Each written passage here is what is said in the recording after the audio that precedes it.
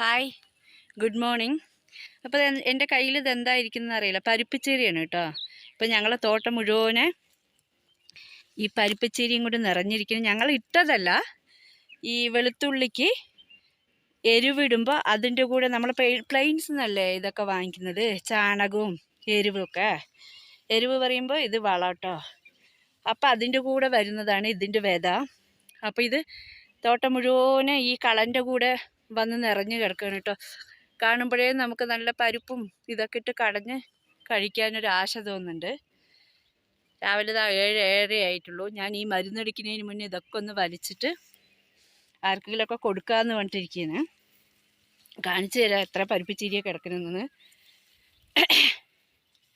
കാണുമ്പോഴേ ഒരു കുളിർമ തോന്നുന്നുണ്ടല്ലേ. ഹായ്, ഇത് എൻ്റെ ചേച്ചിക്ക് ഭയങ്കര ഇഷ്ടമാണ് കേട്ടോ. ചേച്ചിക്കും ഏട്ടനും അവരൊക്കെ ദൂരെയായില്ലേ, ഇല്ലെങ്കിൽ ഡെയിലി പറിച്ച് കൊടുക്കായിരുന്നു. ഇപ്പം ഞാൻ ഒരു മാസമായിട്ട് ഡെയിലി എൻ്റെ ഉച്ചയൂണിന് ഈ പരിപ്പിച്ചീരയാണ് കേട്ടോ വിഭവം. ഇത് മരുന്നും ഒന്നുമില്ലാണ്ട് വരുന്ന സാധനമാണ്. ഇപ്പം ഞാൻ കാണിച്ചു തരാം എത്ര ഈ ഓരത്തൊക്കെ എത്ര നിറഞ്ഞു കിടക്കുന്നുണ്ടെന്ന്.